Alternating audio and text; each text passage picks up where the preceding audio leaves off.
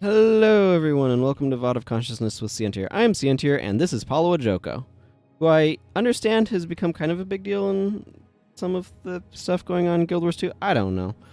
I've not gotten the most recent expansion. It's something I'm potentially interested in, but that's neither here nor there. Okay, so I need to go for the next skill I want to capture into Joko's domain. It looks so. Quickly looking at a map here, I need to go this direction. And I want to go get myself Wastrel's Collapse. It's another shadow step. This one kind of has a snare. Or no, it's not. It's Dark Prison, excuse me, not Wastrel's Collapse. I have Wastrel's Collapse is the skill I just got. I'm talking sideways. There's a bunch of servants of Paulo Ajoko around here and all that sort of business. I won't worry about it much. Instead, I will go over here to this worm spore,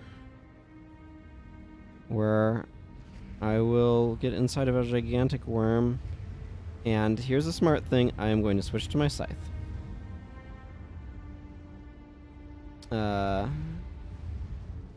Okay.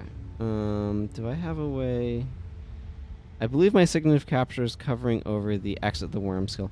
I'm grabbing the scythe, by the way, because the worm attack is based upon what weapon you have equipped. I want to get out of the worm. They can't tunnel through this hard terrain, by the way, which is why I walked into it.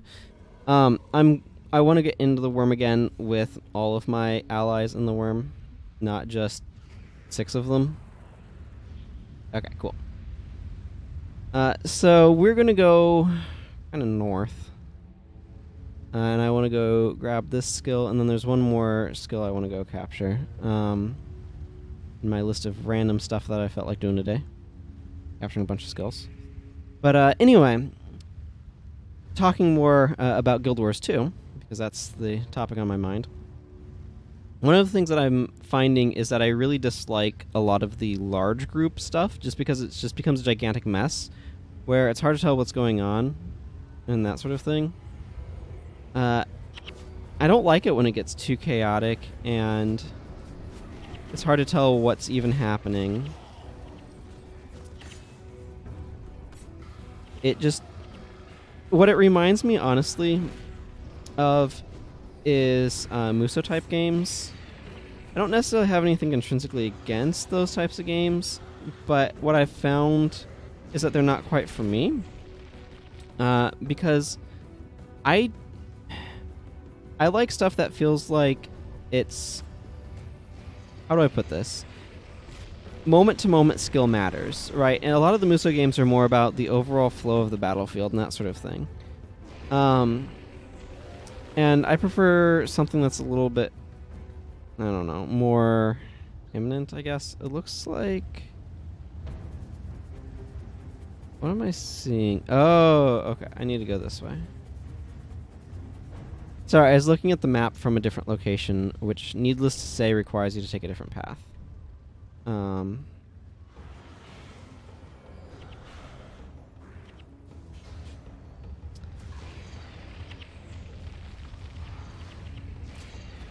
It's kind of cool to be able to be gigantic worm.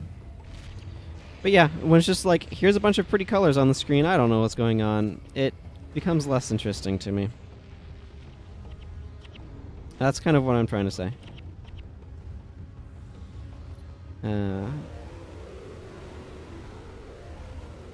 That worm roar restores health, incidentally.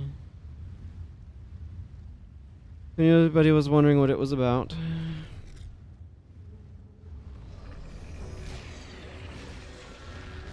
A lot of these guys are... Worms are just super overpowered, so they just make gigantic mobs for you to beat up on in the area. It's one of those things that's interesting, actually. I feel that games need kind of a balance of hard and easy enemies, or kind of mass cannon fodder, and enemies that are meant to not be just cannon fodder. The reason why I feel that way is I think that it leads to more of a compelling experience when there's stuff where... Because cannon fodder effectively allows you to feel really powerful, right? When you just wreck cannon fodder, you feel super strong. On the other hand, it can kind of become boring when there's no challenge. And the result of that is I kind of want both stuff that can be cannon fodder and stuff that can be a challenge. And for something to be challenged, I have to know what is going on so I can actually apply my skills in a way that is skillful. And this is one of the problems that I run into with something like great. That's not what I wanted. With something like Guild Wars 2 is that I can feel like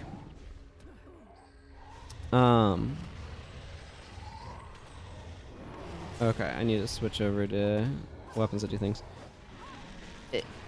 As I was trying to say with it before I got completely distracted by what was going on in the game, one of the things that I run into with something like Guild Wars 2 when there's the larger battles is it's just too much of a mess for me to be able to have much of a sense of what's going on. The result of that being that I don't... There's a boss in there. So let's see. Actually, I think it's probably best if I just go around this way. And I don't need the camera zoomed out like infinitely far like I do for worms. Okay. So, as I was saying before I distracted myself again, which I'm prone to doing apparently.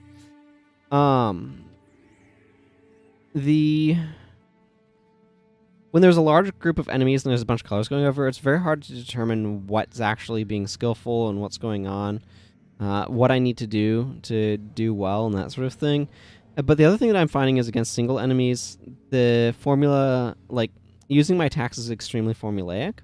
It's just a matter of what order do I want to use things in to be able to try to maximize damage. So, for example, using a field skill and then a burst skill to splash might all over myself. And stuff like that. Okay. You're not allowed to gigantic worm while there are enemies in the area. That's fine, I suppose.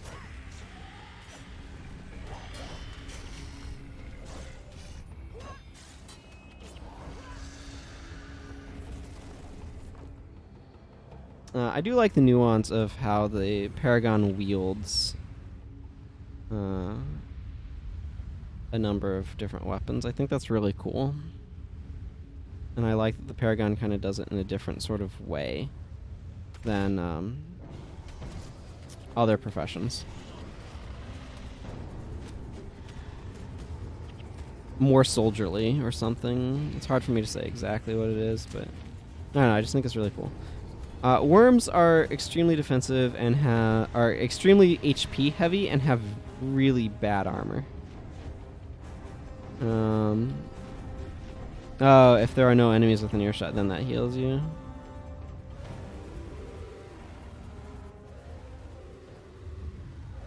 They have that functionality because it just turns out there's a lot of enemies, or there's a lot of health on worms, so it takes a while for auto regen to regenerate HP. We're probably going to over aggro here. We shall see. Oh yeah, that is a lot of sandstorm damage. That's what that was.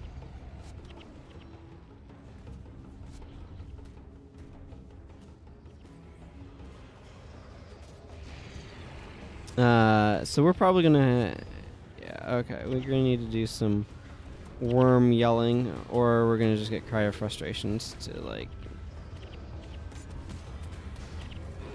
oh my goodness, so much cry of frustration. Yeah, we're just getting horrendously mobbed. That's okay. Worms, it turns out, are just super strong. Also, I need to do something about this insane backline. Just all these mesmers.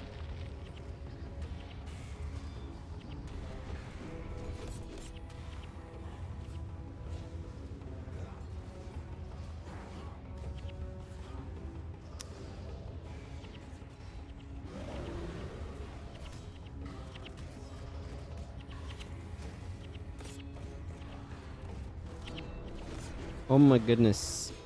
How do anything? There we go. Just knock everything down with some weird stance cancel stuff. That works. What you're seeing right now is just how insanely powerful worms are. This has been an absolute ridiculous over aggro, and we're still going strong because worms are just that ridiculous.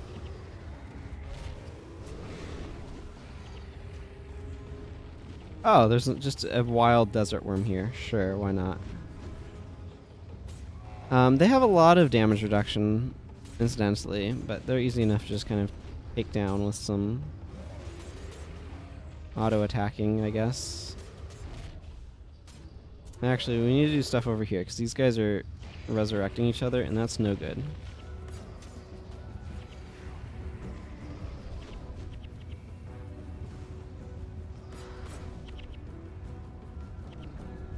Okay, now we can finish off this. I want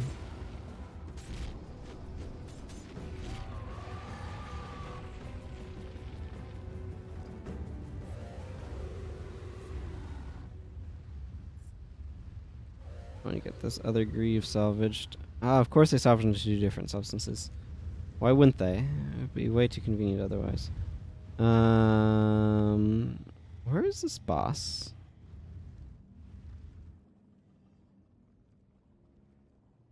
It looks like it's in a... just right up here. Oh, it might be Arda the Quick over here. Yeah, that's it. Do.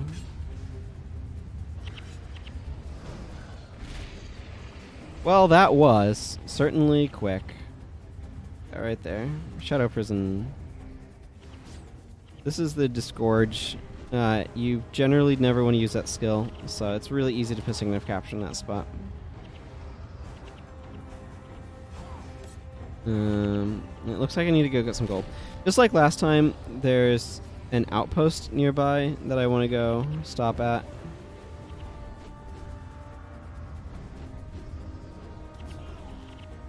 So we're going to go stop at that outpost. It's just that direction. So anyway, as I was saying, I definitely prefer single enemies, but I feel like everything kind of boils down to solving an order that you want to use stuff in. I don't know. I've been playing Revenant. I've been enjoying it to some extent. Enough that I'm, happy to keep playing it, I guess. But I also feel like the goal for achieving stuff is really obfuscated at times.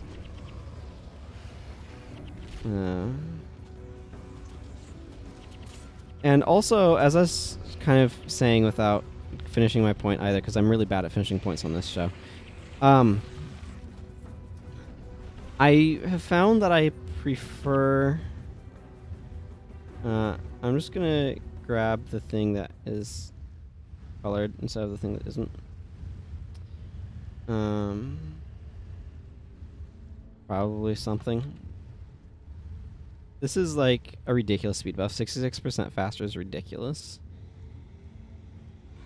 Okay, cool. That was the boss. Then there's one more boss that I want to get this over in Cantha, and that will be what I do tomorrow predominantly, I think.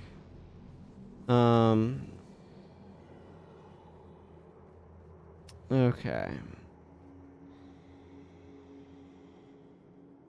But yeah, I feel so.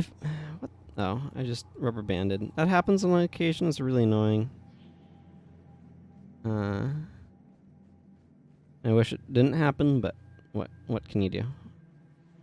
Maybe you can do something. I certainly can't do anything about it though. And this is the Basalt Grotto, which is just kind of this little outpost here.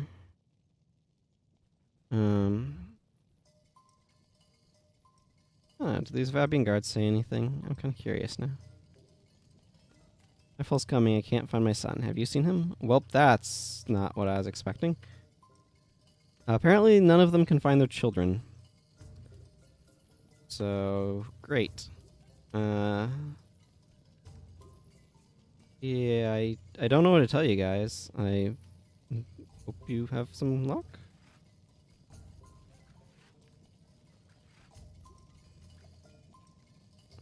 And blessed lodestone. Okay. Let's just merge all this stuff I don't need. Cool. So, the next course of action, I guess. Yeah, we're at a good stopping point. So, I'm gonna go ahead and wrap up here. Fix the mess that happened to my bar, I guess. And until next time, everyone. Take care. Bye bye.